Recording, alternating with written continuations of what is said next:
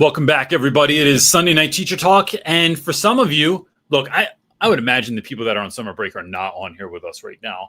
But if you are not on summer break, like Alexia has like 4 weeks left or something like that. Ruth Aker said that she's got 3, and Tracy's on totally here and on summer break, and it's Monday morning for her in Japan. I was going to say, she's probably somewhere like incredible. Man, I didn't even get to say, She doesn't take a second. That girl, as soon as school's out, she's like off and running. Pinter, I like this term. When I heard someone, I think it was a post of someone we both follow on Instagram, and a friend of theirs told them that they love their Instagram in the summer because they summer harder than anyone else. And that idea of summering hard. Tracy Pinter absolutely summers hard. She does. Like Tracy will do more in the summer than I think most people will do in multiple summers.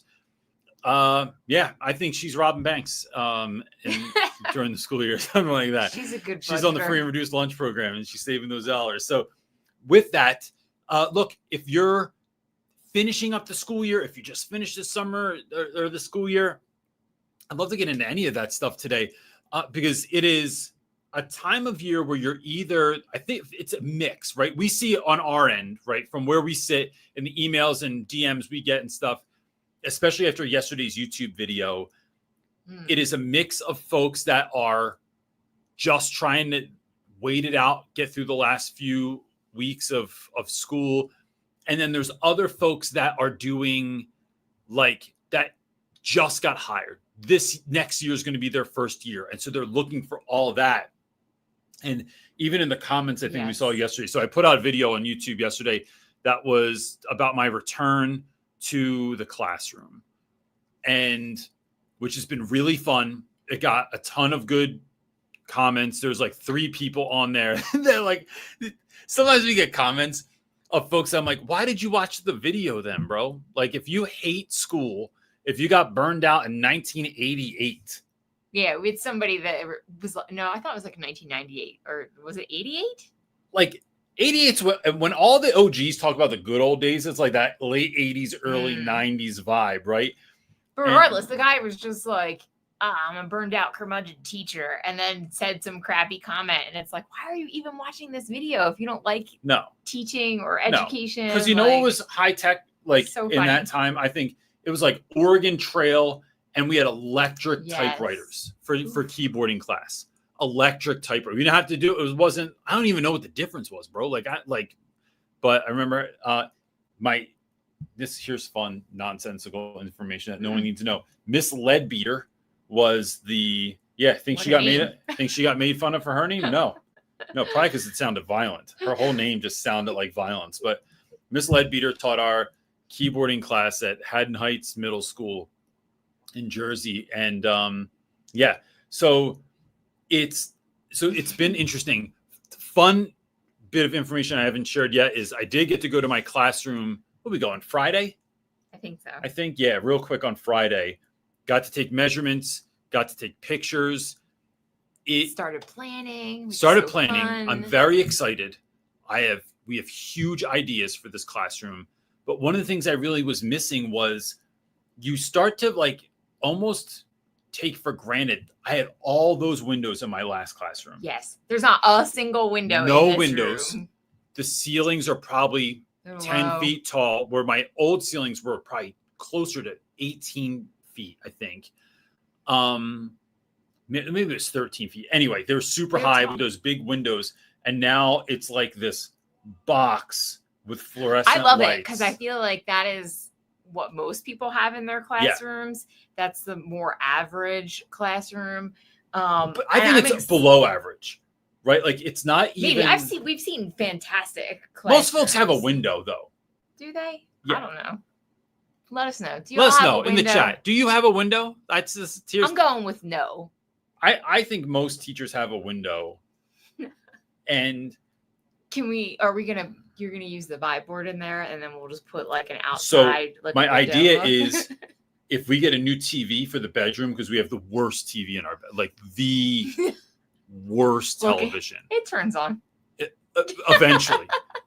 I thought about having that and just having like light come through it and putting like basically like a sheer curtain over it, like make it look like there's an actual window there. Like that guy did on that YouTube channel that you saw, like his workshop, didn't he have? Oh yeah. He like make something. Yeah. So something like that where it just gives you the vibe of some natural light. It's gonna be like Lost in the Hatch. Bree is saying she doesn't have any windows, so she uses a faux window to help with aesthetic. Is it light up, Bree? Or let us know your secrets. I like that. I look at the comments like she's going to answer right away. It's going to pop up right away, like we're on a walkie-talkie. So, yeah, I have all of these ideas, but I'm very much looking forward to it. It's a pretty good sized room too. It is, but so we have tons of ideas, and I love this journey that you're going to be able to take people on YouTube on, specifically because you're like a first-year teacher. Yeah. You have nothing. We've got nothing for a classroom. We have the big vibe board that lives in our house, which I'm going to be so thankful to put into a classroom where it's supposed to live, which is not in a residential area. Yeah. I'm excited for that because it's huge. But that's about all I got. Like, do you have something else? I have like 3 posters that are in frames left. Yeah. I have 2 floating bookshelves, but I'm not taking those off this wall. I have nothing, but it's a bit of a different vibe at the school where I don't feel like I have to make everything to withstand the most harsh teenagers. Teaching a little bit older kids. It's smaller classes than I'm used to, well, comparatively, because I taught like basically inclusion, and I always had smaller numbers in those classes anyway, but I had a co-teacher. So I'm thinking my classroom is going to feel more like a WeWork or like a startup vibe is what I'm going for than a regular classroom. But stuff that most people like could do. Yeah. If you have everything. Some basic building skills. Facebook Marketplace is my best friend this summer, and antique stores. And really, I don't even want antique stores. I want junk shops. I want some middle of nowhere antique New Mexico. Prices for antique prices, like no. I want to go to basically someone who hoards and then will sell their crap for cheap. That's what I'm going for this summer. Yes. I just want to say a lot of people on here say they have huge windows, north wall to south wall windows, great for my plants, plus a huge, amazing tree outside my windows. Yeah. Man, I have no plants this year. I think I'm going to build a cactus out of plywood in my class. That was my pipe dream this morning. They came up with So Bree also uses those Skylight covers for the ceiling. All right, that's my plan too. So the light switch in my room does dim, but I was going to make just get fabric and magnets and basically like hem in magnets into fabric, and I can't sew either, so I'm going to use like that iron-on hemming stuff to put over the lights anyway. So even if they're on full tilt, it's like a cooler vibe, and I'm allowed to paint in there. I know it's something not everybody can do. So I'm trying to figure out colors for paint, and there's no furniture restrictions. So I have like we have a really nice beanbag chair. I don't know what brand those came from, but they're enormous. And so I'll have that in there. Wait, yeah. What beanbag are you taking? I thought I was taking the one from the living room? Yeah. Oh, if we get 2 new chairs, then yeah. Okay, never mind. No one uses it. That is not true. Kids use it all the time. Do they? Yeah. I feel like the animals use it the most. I use it if someone else is sitting on the couch. Well, just it's basically FYI, our little cat. We came from a row home to like a real size living room, and so we didn't have the furniture to fit in it. No. So we put our patio lawn chair furnitures, which are nice. Wow, just put it all out there. In there. No, I'm going to buy new chairs this week. Yeah. So you can have them. I won't need the beanbag. We have AstroTurf in there. No, I'm just playing. So this happens when you come from a row home in the city, which is like this big, to like a full size house. Well, we also bought the biggest couch that anyone I've read. Anyway, tons of ideas. I'm going to start shooting in there probably tomorrow. And yeah. Leighton is on here. Leighton. Will he be your student next He year? will not be my student. I wish I had his class. Oh. That's the class I told you that if I could teach one class, that would be the class. He's still going to be in your room a ton. He's our daughter's friend. Anyway, he's saying, what room number did you get? 110. I'm in the old karate room. Which, you know what it smells like in there? Old karate. That's what it smells like. Okay. So they had an after school program that ran at the school, and they had this room that they had like floor mats in. Basically looks like you go do karate there, and it has like a dummy in there and that you punch, I guess. And they cleared all that out, and now it smells like old karate in there. It does smell a little bit. Yeah. I love all your comments, Leighton. So. Okay, let's move some. Marley, I wonder if Leighton, does Marley know that you're on here? Probably. I love that students find us no matter where we are. I know. All right, got questions for me? Oh, I forgot you made this public, so it's not. I'm like, how did he get in here? Yes. Ruth is up asking, my supervisory position was cut. I'm scrambling for interviews. I need suggestions for keeping positive as I interview for new positions out of my area. Oh, so. Ruth, I'm sorry to hear that. Blessing in disguise, maybe. I think that, one of the things I've learned, Ruth, and whether you're a person of faith or not, I don't remember, but that doesn't matter. She is. To me, if God is working something out for you, it doesn't matter what anybody else does. It's going to work out. And when I really sit with that, so like right now, right, I'll say my website isn't working. And I'm working with someone and they keep not fixing my website. It's been there for now 21, 22 days. It is like, the homepage will work, but people can't contact me about speaking. Speaking is the primary way that I am able to make a living for my family. And during the busiest time of the year, people can't contact me through my website. And I got so aggravated about this yesterday because it's not the first time something like this has happened. But when I remember that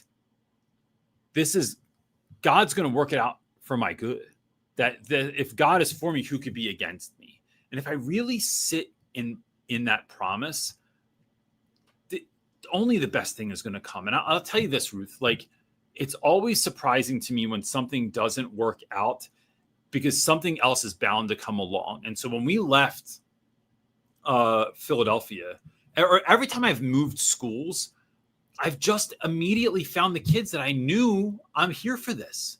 I'm down for this. That there's great people there. That I wouldn't have met these people. I wouldn't have had these experiences. I wouldn't have met these children. There's all of these things that just show up. And so when things like that happen, I think it's important to look expectantly for the next blessing that's coming your way. Right? Instead of what folks typically do, and I say this out of personal experience, is looking for where do you have to look next? Where's the danger? What's going on that I have to be careful of? And instead, looking expectantly for blessings is one of the best things we do because they're there, right? Whether it's like no matter what changes, there's going to be some unexpected blessing. And I'll tell you, even moving to New Mexico, some of the people that I've met, some of the students that I've met, that my kids have, I would argue, the best group of friends I could ask for right now. Like, they've just met a really good core group of individuals and they know it. Like, they realize that this is a true answer to their prayers. And yeah, it's like even when I have a hard day or I get pissed off about something, I just look around and I'm like, we just live in a pile of it's not even organized, it's just like a big pile of blessings. So it's look for that stuff and trying to get excited for, all right, like, what's next? What awesome thing? How did this door had to close? What's going to open up for me? Yes. The end. So yeah, it's interesting how we as humans just never want to go through that. I was just telling someone the other day, I said, that is going through something difficult. I'm like, No, but what if there's goodness on the other side of hard, right? Nobody wants to have to go through the hard, but what if it's better on the other side? Yeah. Like, I just think like you have to think like that. You have to think about like something awesome is coming, something great. Nobody wants to go through that. Nobody wants to go through the interviews. Nobody wants to go through the hardship or whatever it may be that they need to go through. But it's like, no, man, it could be really so much better on the other side. And you're just wishing things would stay the same, right? But on the other side of hard, it could be like something awesome and unexpected. That's absolutely true, Ruth. I'm going to give you a weird CJ answer that, like, I don't know if people really do this stuff, but like we already gave a weird answer. Oh no, I'm going to give a weirder answer. Ready? One of the reasons that I don't like going to the gym, right? So let me start there. I don't like going to the gym. Okay. I don't like running. I didn't like going to hot yoga. That was probably the least favorite thing I have ever done in my life. Because you know what they don't tell you? It's really hot. It's like they should call it like really hot yoga instead of just hot yoga. But the thing I enjoy doing about stuff like that is I know it's hard. So hard doesn't just happen to me ever. I'm always self-imposing hard on my life. And I've been doing this for as long as we've been together. How long have I been doing experiments, right? I used to call them experiments all the I got a new experiment. I'm going to eat with my right hand for the whole month. Like just dumb stuff sometimes. And sometimes it's easier stuff, whether that's fasting or it's eating a certain way, it's exercising. We're like, I'm going to run every day for a year. Yeah. And I was like, all right, enjoy that. That doesn't impact your family at all. So remember, you guys stay here. We're on the boardwalk. You guys stay here. It's a mile and a half back to the car. I'm just gonna run it. And I think I had flip flops on or something. No, you didn't have flip flops on, but it was. I did not ridiculous. Have socks. But I also remember. Okay, pull over here at the Wawa. This is about a mile from our house. I'm just gonna run home from here. I was like, oh, okay. But the beauty of that is like when hard things happen, you feel like you know how to do hard stuff. And so anyway, that's my even weirder answer. Yeah. I'll stop now. Okay. Maisha says she loves your beard. Oh, thanks. Summertime, you know. Are you supposed to have a beard in the summer? I don't really think that works, but you know, you do you. Okay. I always do. Owen is up next asking, here in Wales, we have another 7 weeks left. I want to use this time to refresh routines, ready for September, especially with younger students, 11 to 13-year-old behavior, especially. Any tips? So, Owen, I think one of the things I like doing experiments at the end of the year, and that's how I view it. I come up with a play. I decide I make it so that it is so small that I really can do it, right? So I find that building any new routine or system or rhythm in my life comes from making very small changes that I compound over time. So if I had a really unruly class, can I lock down the first 2 minutes of class? That's not, it sounds easy, but that's a tall task. That's everyone coming into your room and then jumping into content immediately, or whatever your learning activity is for the day, immediately in that first 2 minutes and capturing everyone's attention. Can I do that every day instead of, can I get this class under control? Or can I teach this lesson? First 2 minutes. And then I'm going to build in that transition, right? That which we also know is very hard, right? Going from an activity where even if you can get people engaged and then getting them to another place is one of the hardest aspects of teaching that nobody talks about, because that's where you lose everybody. And then building in that. So then I transition. Now, how do I keep their engagement in the second activity? So that's what I'm looking at. I let kids know at the end of the year, hey, listen, I have this new idea I want to do next year. We're going to practice it this year. I need y'all to be like, help me out with this. So now students feel like this isn't because you're out of pocket or you're out of control or you're not doing the right thing. They feel like they're helping you get ready for next year's students. Then they are more apt to give feedback because they're not on defense, right? They're not just like, why are you making us do this? Wow, come, we have to do it this way. We weren't even that bad. It's like they are actively helping you live out an experiment to try and get into so you can learn for next year to do a better job. And so that's typically how I plan some of those things. It's make the wins very small, so you can compound them over time, and then letting students know that you're doing an experiment. And this is something I did almost every single year of my teaching career, bars, is that those last like 4 to 6 weeks, something like that, sometimes even less, it was like, let me see if we can do this new testing schedule, this new vocab strategy that I have, this new strategy for reviewing before a test, this new strategy for getting everybody's attention at the beginning of class. So if I wanted to have students line up in the hallway or come in or sit wherever they want, or new seating schedule, or I'm going to put you in groups instead of rows, like whatever it was something I would try at the end of the year, because it gives you, here's the beauty of this for anyone that's thinking about doing this. If you just think because some of you have ideas that for next year, you're going to do this. Next year, oh my gosh, next year I'm doing all my planning on Sunday. Next year, I'm doing all my planning a week ahead of time. Next year, I'm going to start calling home when kids are acting out of pocket. Instead, this year, just start sending those communications home now. Hey, parents, I know you haven't, I'm trying something out new for next year. So I wanted to just give you this heads up. This is what I'm doing for students. And you're going to start seeing a weekly reflection. You're going to start seeing a weekly newsletter from me as the teacher of here's what we learned this week. This is what was due. Here's due dates coming up. Start doing it now because you're testing it. And if it doesn't work, then don't do it next year. But to go like full committed next year in September or August, and then something sucks, now you're stuck with it. Now you made this public announcement instead of like, no, I'm just over here practicing. I think that's the move that I would do, especially in Wales.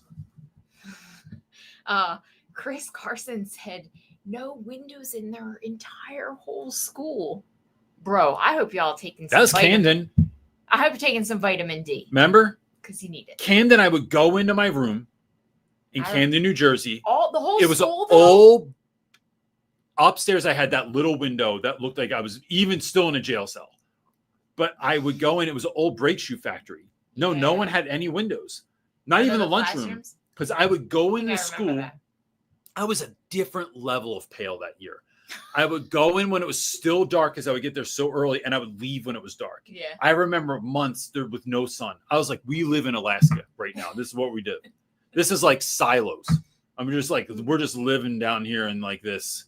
Yeah, no one is. Cave. I actually think you're the rare. Like most people on here have some level of window. Oh gosh, I thought the dog was going to trip a cord. I remember we would have fire drills, and I would get sunburn every time. Yeah. Because that's what happens. You look like Scotch tape. Oh, that's so funny.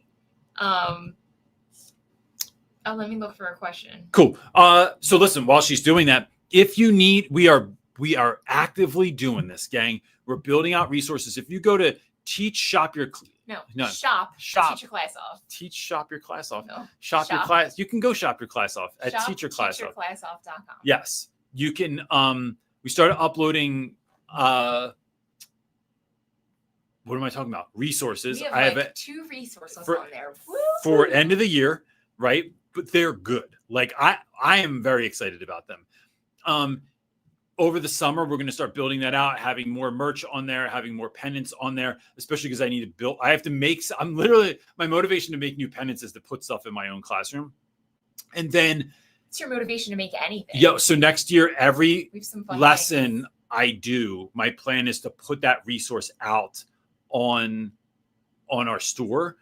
And then we are working on, and this is, I'm not going to put the cart before the horse because we're almost done working on this one. We're doing a classroom management blueprint resource that's going to be a guidebook to classroom management that is, I mean, from beginning to still the ultimate classroom management course is the biggest thing we've ever done.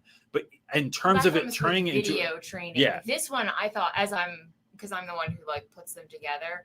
I was really excited to see in there you give like a full dialogue script of like multiple times. Or like you have 4 different major scripts about like how you if this happens, then do this. Students, and here's the whole conversation you're going to have with the student. Play by play. Yeah, because y'all know how those conversations are going to go. Like you already know when you say something to a kid, but it wasn't my fault, but I wasn't the only one doing it. It's like, if this, then this is what I'm giving you the whole rundown for. And man, I feel excited about that one. The classroom management blueprint. Done, but what resources do y'all want? Is there anything that you're looking for? Is there anything that would be helpful? Is there like dog? Just lay down, man. Yeah. Is there anything like that you can let us know that we can make? Would be fun. Yeah. He's having a hard time getting cool, I think, right now. I know. He needs a haircut. Okay, someone is asking, is it possible to get chapters on these when you get done? Sometimes I miss and would love to skim, at least if a transcript was enabled. It will happen. I will make it happen. I don't. There you go. On this video? Yeah, they used to do it for you, and now it doesn't. The transcript. It really stinks that you can't put like, come on, ChatGPT, we can't put this I video in there and then pull. I'm going to look into it. The end. So it didn't exist until now, but I'm going to make it happen. Anybody else?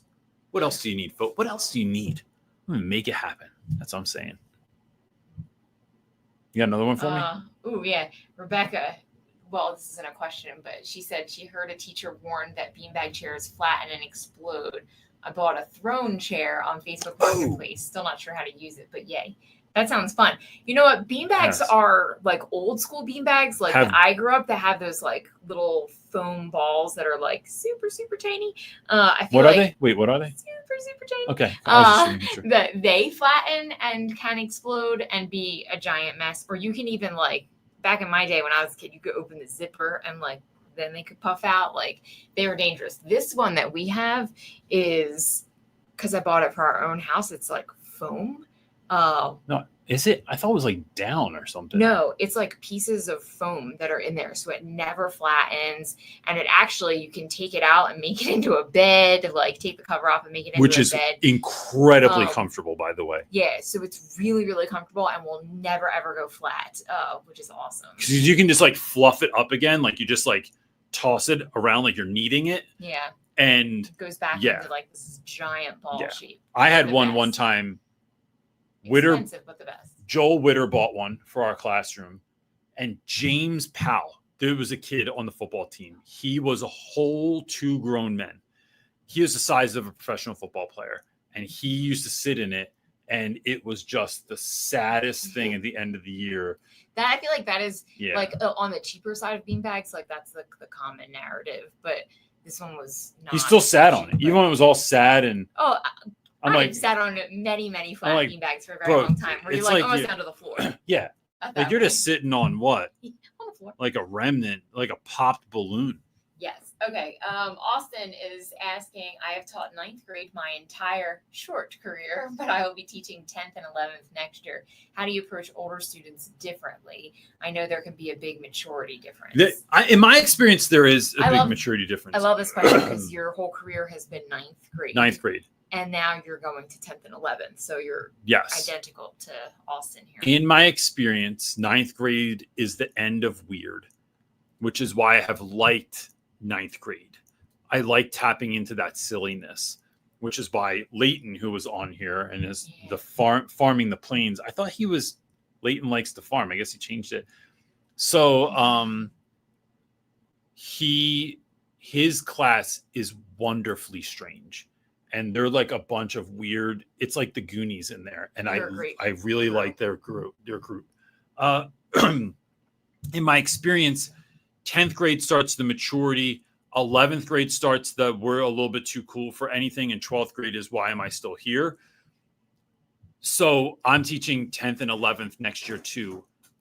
What I think here's the move there. There's far more room for autonomy. But there needs to be constant check-ins because kids think they're grown, but most of them are not. Like, and I used to talk to kids all the time. They tell me like how grown they were. And I'm like, bro, your mom still like washes and folds your underwear. Like, stop even talking to me about how grown you are. Right. And that always pops in its bowls. Like, oh yeah, they're just like picture. Yeah, like you wouldn't even have drawers in your house unless your mom, like, yeah, whatever. So like you might cook your own food, like, but your mom buys it and like goes to the grocery store. You don't run the grocery store. So that being said, it's giving them enough room to run with it, but then having very strict parameters, because what I want to teach them is the importance of deadlines. So I try to really look at like, what are important things in the world that are going to still be there. So like when I work with a brand, I still have a deadline. I still have to send in a rough draft. I still get revisions on that rough draft for a video. So I have a video that I'm going to work on this week for a new brand that's freaking awesome. And I have to send them a concept. They send me they send me edits. I send them my first draft. They send me edits. I film everything, send it in. They send me edits. So there's this back and forth process. So this idea that students often think of like, no, you give me the work, I'll do it and send it in, and you just grade it is erroneous. That doesn't happen almost anywhere that I know of in the world. So it's creating that. And then it's how I talk to kids. But I'll tell you this, I talk to all kids like, not like they're just grown, because it's there's age appropriate material, but I never talk down to kids ever. I talk to every kid like I'm their peer. And because I find that gets kids to talk to me more. So if I'm just chilling with some fifth graders, I'm just like talking to them regular. It's not like, hey, how was your weekend, everyone? Are you having a great day? I don't care if kids are in kindergarten. I just talk to them regular all the time. And for some reason, I've noticed that camaraderie is built better there. And don't be afraid to still contact home. Parents want to know what's going on with their kids, and kids don't always tell parents. They will go home and say, like, parents say, hey, what'd you do today? Nothing. And so I want to communicate with parents, and I just act like we're all just on one team together. And so that's part of it as well. And I'd say that there was a lack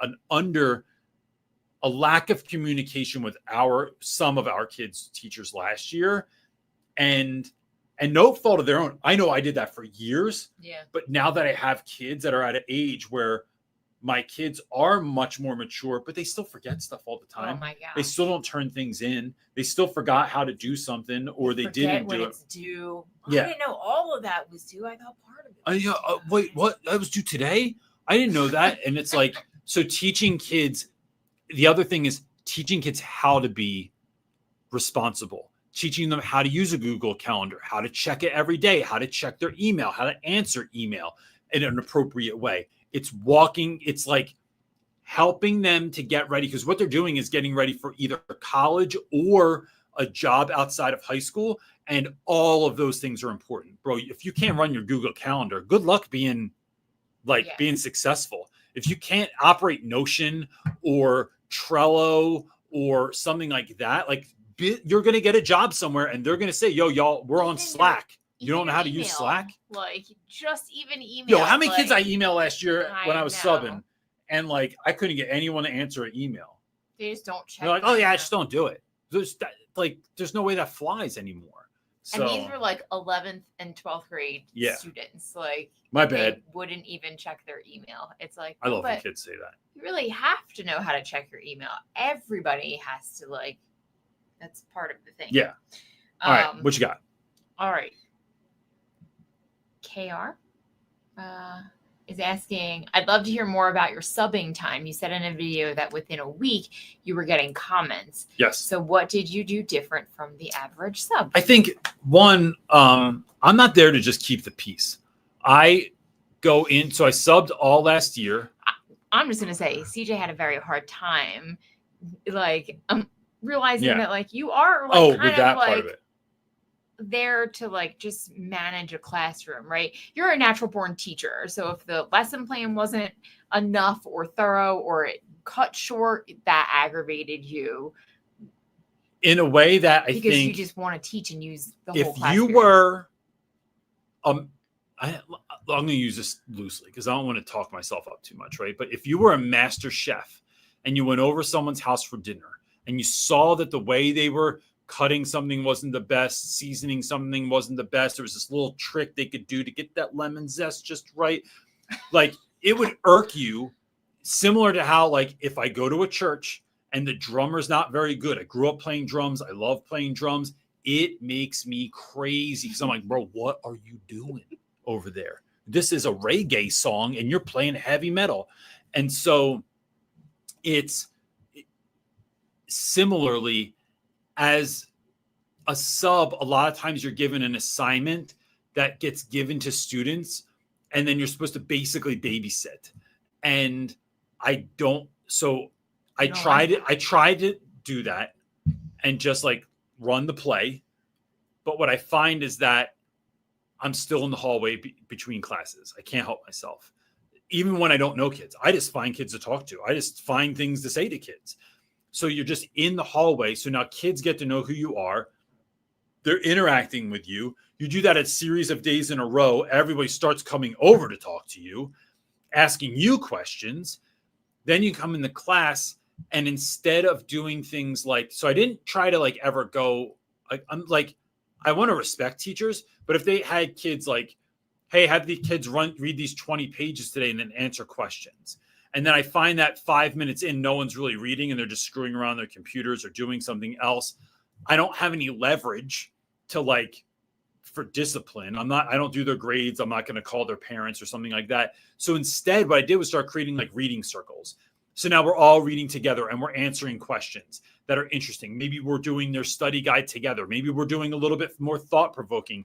Like we're like annotating basically as we're reading. Maybe we're reading in voices, or we're just doing it a little bit more fun. If they have to do a vocab review on their own on Blookit, how can we do this together and make it more fun, or do like a review before you review and like turn it into a game? It was building in things like that. It was incentivizing work. So we would do like a fun game at the end of class. If everyone can get done and we have 10 minutes left, I'll take you outside and we're going to do this silly thing together. But I would emphasize that in the beginning. So one day we did like paper airplanes, right? So dumb. But it was like, I'm going to show you how to make a paper airplane because no one knew how. Then we're going to go outside and see who gets it the furthest. And then there'll be a prize on Friday. And I didn't know what the prize was going to be. I didn't like none of that. But the kids loved it. And then we went outside and did paper airplanes. And then they went home that night and kids made better paper airplanes. So we did it the next day again. So it's just that kind of stuff. And then I'll say this. The other thing I did was I ate lunch in the lunchroom every day with students, which nobody else did anyway. And again, no shade to them. They're actually grading and doing work and all that stuff. I'm not. So I just go kick it in the lunchroom with kids and move around from table to table and talk to students and tease kids and mess around and put tape in kids' hair and be silly and make jokes and listen to kids. And it was great. So that's what I did. I was reading, but that's fine. I hear you say, did you remind people that you really did a lot of like asking kids questions? Yeah, I think that's part of like the sitting in the hallway and stuff is like you go to where kids are and then you just ask questions like about their cowboy boots or cowgirl boots, about their hair, about their belt buckles, right? Like it's a real thing here. These belt buckles are like the most enormous thing. Like and awards. It's like a trophy. I didn't know this. I thought it was just like you had money for a bigger belt buckle than everyone else, or you had really your pants staying up was incredibly important to you. So, but they're like awards. And then like at what rodeo? At what age did you start doing rodeo? What do you do at the rodeo? I didn't know there was like multiple events. I thought they all looked the same. Like I watched Yellowstone and like from here. Yeah. I asked Leighton 1,000 questions because he farms. Yeah, right? His parents own a dairy. And so it's just asking questions. Everybody's favorite topic is themselves. Or it's just to talk, right? Like, so outside of that, you asked a lot of questions about the school. Like, who's your favorite teacher? What's your favorite subject? What do you love? What's your favorite thing about the school? What do you do around here? What do you wish would change in the school? Like, like just all kinds of curiosity questions. And I feel like that was so different for them and for most kids, because think about it, most kids, me included, like I don't go asking kids a ton of questions. I've learned this trick from him, which is why I asked Leighton about his farm, but I am actually interested in that one. But I think it's adults talk, especially in school, they're like telling them what they should and shouldn't do and that sort of stuff, like reminding them the responsibilities and teaching them things, that there's not a lot of like asking just curious questions. And I think that made you stand out so much that you were kind of like the little buzz around the school and like talk of the school. People are like, wow, who's this guy? Yeah. It's what got me the job offer. Yeah. Just a nice comment. Catherine is saying, I'm reading your book for the second time. CJ, please write another one. Thinking about it. Another one. Keep trying to get them to. Teach your class off. So now it's like $16.99 right now on Amazon. If you're looking for a summer read. All right. Or you can get it signed on our website. shopteachyourclassoff.com. I put it in the link for you, Ruth. I put it in the comments. I know, look at us on the same page. Okay. How do you say that? Anik. I'm a future French teacher for foreign adult students. Wow, nice. I have a lot of school training courses. I can begin to give lessons, but I'm afraid. Can you give me any tips? So I think, Anik, the thing that gets you over fear is it's scary when there's a bunch of people staring at you in a class. But once you know who those individuals are, it changes things. Once you know, so if you imagine you're standing in front of that class and you get to know people's dreams, their fears, what they're doing there. Why are you taking French as an adult, right? And maybe you learn that someone has a story that's really moving or beautiful, and they've always, I grew up in foster care and I never got to travel anywhere. My dream is to travel to France, and I want to be able to speak the language and not just be stuck in Paris, but like go to the countryside and blah, blah, blah, blah, blah. It's a beautiful story, right? It's a wonderful. I'm in the middle of a moving moment that there could be inspirational music under. This happens when I'm reading comments. Anyway, back to it. Musical moment back on. It's finding that out and then teaching them with that in mind of what do you want? Why are you learning this? That changes things. And I think when folks realize over time that you really care, that changes everything too. And so I think to me, it's that simple. It's getting to know people as quickly as you can. So whether that's a little bit before class, a little bit after class, maybe you can go grab coffee with some of your students and just kind of get to know their history and their background. Maybe it's doing a little project with your class, right? So we do that. If you have watched my channel at all, Life Odyssey project is something I do with my students every single year. So I'm looking to gather their story so that I know who I'm teaching. I don't want to just know what they look like, what their name is, where they like to sit, who their friends are, what their test scores were last year. I want to know who you as a human being is and what your values are, what's important to you, what you want to be in this world. I'm looking for more of that story, and I can teach those people better once I know more of who they are. All right. Mallory is up next asking. Mallory Garrett, what's up? Wait, she's got a new picture. I'm just saying. Mallory has been around for long enough that you know that. Well, it was her and her baby in there forever, which made me feel like her baby was an infant forever. I know. Her baby's like probably going into 8th grade now, and I'm like, anyway. Congrats on your new teaching gig. How Thank does you. it feel getting to teach your children this year? My son is 3, and I can't even fathom the idea of him being in 10th or 11th grade. I couldn't fathom my kids being in 10th or 11th grade when they were 3 either. No. Don't even try. I'm going to say something I don't it does like happen saying. Quicker than you think. I don't like saying it out loud.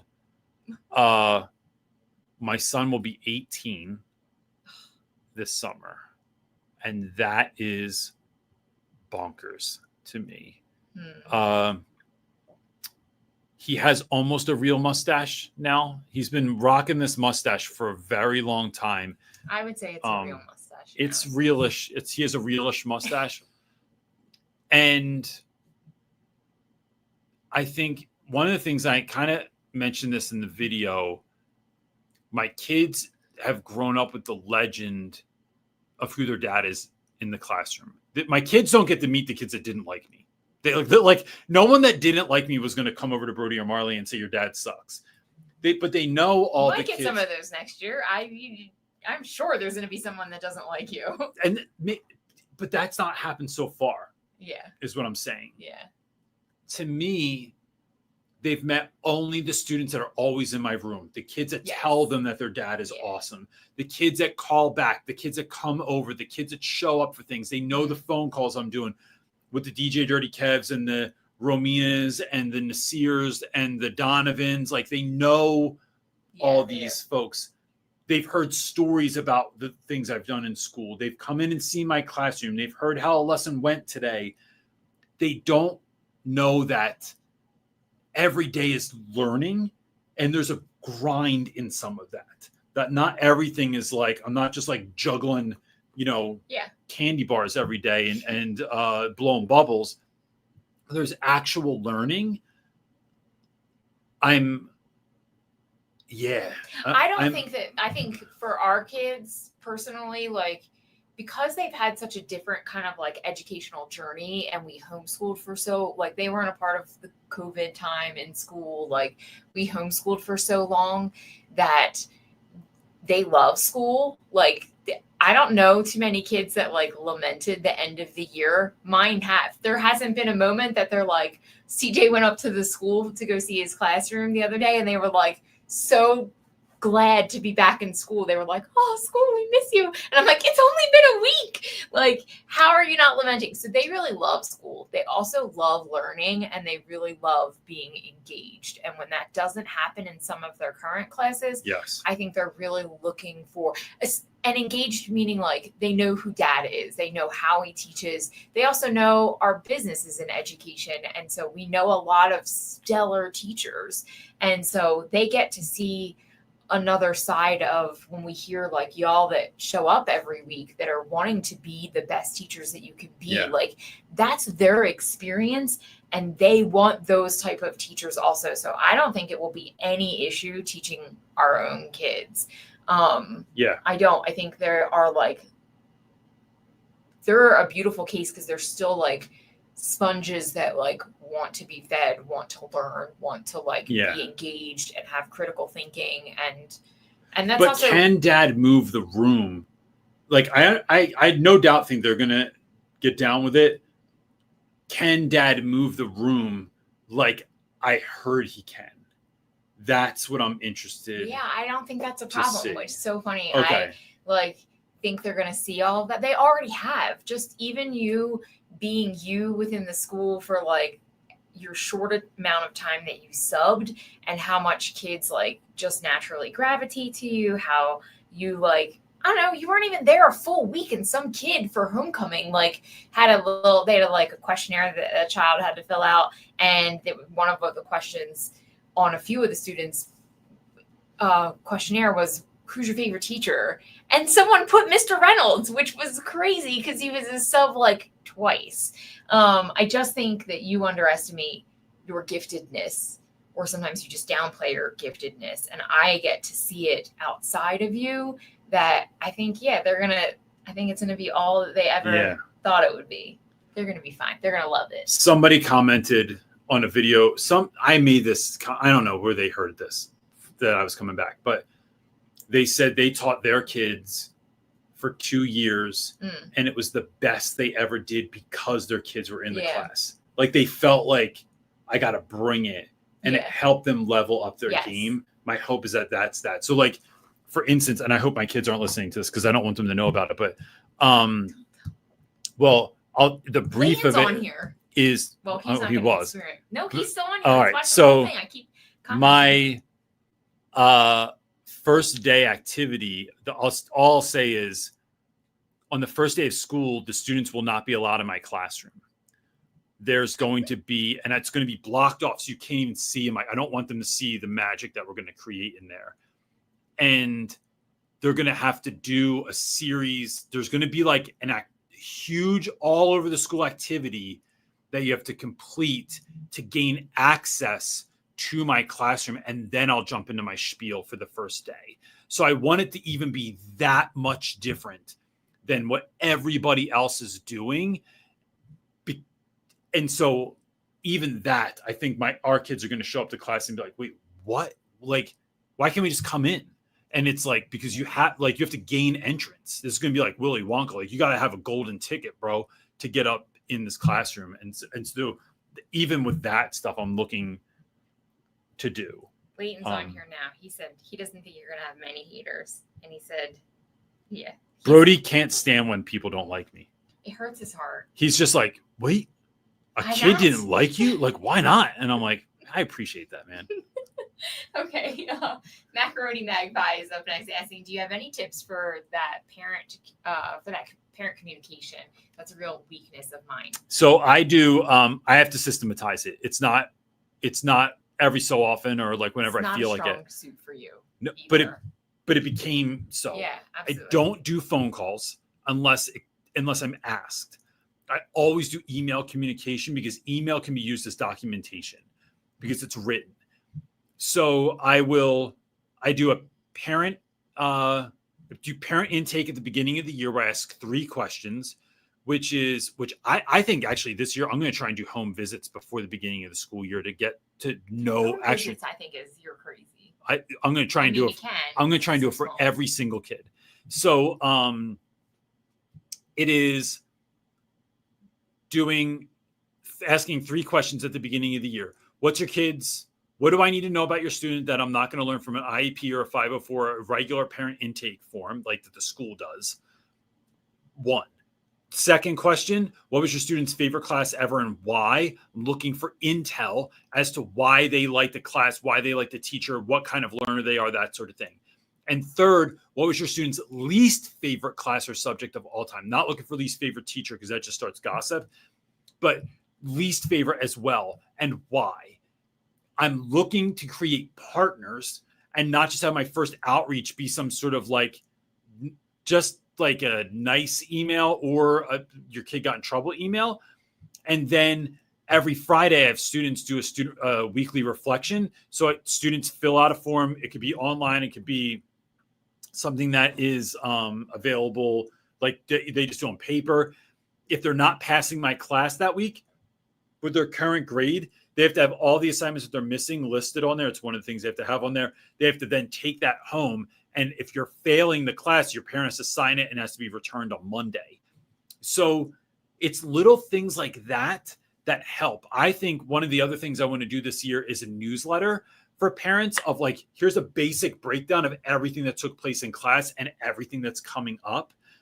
And then it's easy ways of communication. So whether that's an email, whether you can get all your teachers or all your parents on WhatsApp or something like that, it's finding ways to simply and easily connect with parents on a platform that they already use. And that's going to help too. I used to have a teacher website. No one went to it. I used to have a Twitter account back in the day, and that was pretty successful when Twitter was popular. I had a Facebook group one year, but it's really trying to figure out what's the fastest and easiest way to communicate with parents on a regular basis. And that really helps as well. And then emails, look, using ChatGPT for emails, it's tell chat what you want to say. It will formulate the email and then tell it to take away the emojis and then just mail that off to parents. And it really helps a lot. And then you're not just sitting there for 100 years, like writing all these emails, trying to figure out a nice way to say that your kid's not so nice in class. Chat just does it for you. Yes. And so even when you were talking about like, oh, I'm going to make a newsletter or something like that this year, like a weekly thing, it's like, reminding people you're going to use chat to do that. Yes. It's not all of your brain power to sit here. Nope. Like, so I just literally use on my Mac, I hit the control button twice. That changes it from speech to text. So I can talk to my computer. I will tell ChatGPT, hey, I want to write an email to parents this week. And here's all the stuff that's going on. We're finishing up our Odyssey unit. There's going to be a final next week on Friday. Next week's going to be basically us doing review. Don't forget that we have a class trip coming up to the escape room the following week after that. I have to make sure that every kid has a permission slip. I have to make sure it's by this time. And if there's money that needs to be submitted, this is the amount of money that we're doing. Here's a handful of pictures of your kids from last week when we were acting out this part in class, and we had this really great project.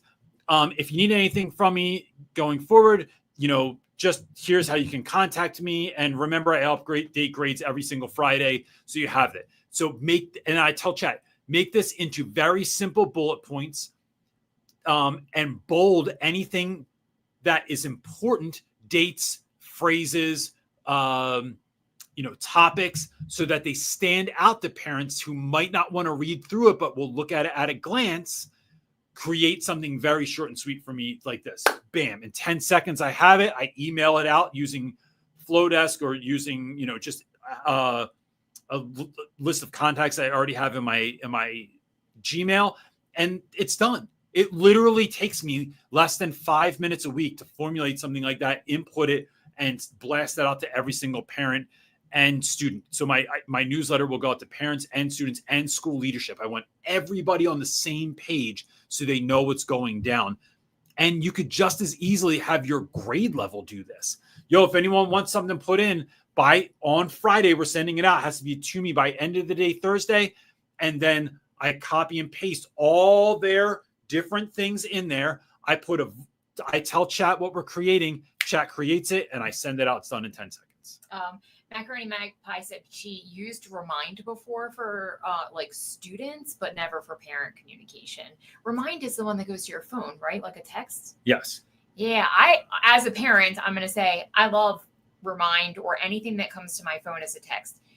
Checking email is somewhat hard. I'm always on our business email. I'm not always on our personal. I should probably take my own advice, but I do I do check in with that one. But text messages to parents are just much more direct. But you could figure that one tell out. Chat, I'm sending out this kind of new weekly digest as a text message. Formulate it for that as well, and it will then also formulate that for you, so that what you're doing is taking less off your plate. So your ROI is huge. I mean, your return, there's not a teacher out there that's contacting that regularly. And now it doesn't take you an hour to think of how you're going to say it and all the things you're going to say. It's done in seconds. So get that off your plate so you can get back to doing the work that only you can do. And that's how I envision it. All right, let's jump to Linda's question. Leighton does not run a dairy. No, I know. I know. He said that. I saw it in the comments. I just want everyone to know. It's important to me. I knew that. They raise beef cattle, he told us. So interesting. And there's a time of the year with stuff we don't know. You from Philadelphia, you don't know they get baby cattle in, and Leighton has to show up with a bottle and feed them twice a day until they're old. I would just commend Leighton. He's on summer break, and when he works 6 days a week. He works 6 days a week. He goes to work every day and drives a tractor, even though he doesn't have a driver's license. And he wears pants and a tucked-in shirt to chill. He's the best. All right. Linda is asking, I'm trying to decide what to focus on for next year, but there's so much to choose from. Assessments, classroom management, pedagogy, executive functioning, etc. that students need. How do I decide? What is going to get you the biggest ROI, Linda? What do you see that they need, right? Yes. Where is it that I feel like some of that is you could pick two different things, one specifically for you as a teacher and one specifically for your students. Executive functioning is your students, right? Classroom management is you. You could do both of those if that was a thing. And so one of the things I do is here we go. Weird Reynolds stuff again. Today, after this, I will collect all of my data. So, man, I really don't say this stuff out loud except for to my wife. And I'm going to tell the whole world. I will collect all my data of everything I accomplished this month. And I will compare that to everything I hoped to accomplish this month. I will make more KPIs for next month, right? So my key performance indicators for next month. And I do this in family stuff, health and fitness, business, school, across the board.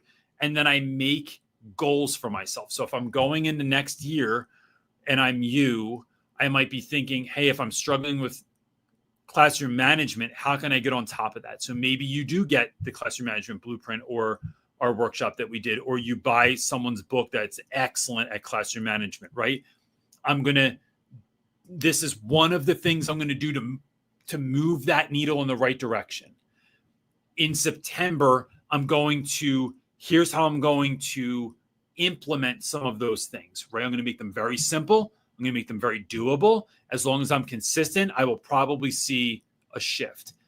I'm also going to look at the things that are going to have the biggest effect and start moving those a little bit. It is small, consistent movement over time that yields the largest results. When someone says, I'm going to start exercising, and then they buy all the gear, they start going to the gym, and I'm going to go full tilt working out an hour every day, 5 days a week. Bro, good luck, bro. Good luck. You know what I'm saying? You can buy new sneaks, right? You can even get new gear. Your job is to go to Planet Fitness and scan in every day. You can leave right after that if you want. Just go scan in, because that's the hardest part of working out, is getting dressed and getting there. Then I do a single exercise. You could just pick something that's fun. It doesn't even have to be the best thing or the hardest thing. Pick something that's fun. Oh, those stair climbers look interesting. Let me just jump on that thing for a little bit. Do some stair climbing. You do it for 10 minutes. You're exhausted. Friggin' go home, right? But then track that over time, and you'll see that is going to yield a much larger result, and you're going to get into the rhythm where I, at this point, cannot imagine going to the gym every single day. Like, it's just not. I'd feel like there's an emptiness in my day now. And that's just because I set the bar so low. It's not because I have it super high. It's because I have the bar super low. Then it's looking at, I think, building relationships. That's the reason I talk about all the time. Finding ways to build relationships with students and focus on classroom management is going to yield you the biggest result. You can have the best classroom management or best lesson in the world. If you don't have classroom management, it doesn't matter. It's like writing the greatest song in the world, but no one's paying attention when you play it. No one's going to appreciate it. That's where I would start. And you, because if I look at this through a biblical perspective, the Bible shows us how we be, do, and have. You have to focus on who do you need to be or become so you can do the work you've been given to do, so you can have the life, the classroom, the marriage, the relationships that you wish to have, that you want to have. Be, do, have. So how am I working on becoming that person that can do that work, that can have that life? That's what I'm looking at. So I would do classroom management in that first, and then do that for a month. And then in October, reevaluate, right? What am I going to do for October? What am I going to do for November? And you'd be very, very surprised at the amount of stuff you can do. And I just have 100 examples of that in my life. Chris says that we need a banner that comes up at the bottom and a theme song for Weird Reynolds stuff. Weird Reynolds stuff. You can make one. Yeah. Can it be like what's his name that we watch on YouTube? The art guy who makes all of his 1000. Own. Yeah, he makes all of his own. Yeah. It rhymes. Okay. Well, that's it for questions, and we are at over an hour. Cool. Gang, we are taking off the next 3 weeks. We'll be back July 6th. Yeah. Because it's kind of like that dead time in the summer also. And but I'll still be putting out YouTube videos, a lot of more YouTube videos than normal, because I'm trying to get this classroom stuff in there too. And I don't want my weekly video to just be like classroom updates. So stuff will be coming out in the summer. We have a lot of things coming. I'm very excited about it. Yeah. Keep an eye on the store. Shop teacherclassoff.com. And that hard. Yeah. And if you need someone to speak at your school, I'm going to throw the QR code up. But here, I'm going to tell you this. Just email me, because my website's not working. And if you're into praying, just pray for my website. I'm not even being kidding about that. It could use it right now. And that's it, gang. We will see you. We'll see y'all soon. July 6th. Peace.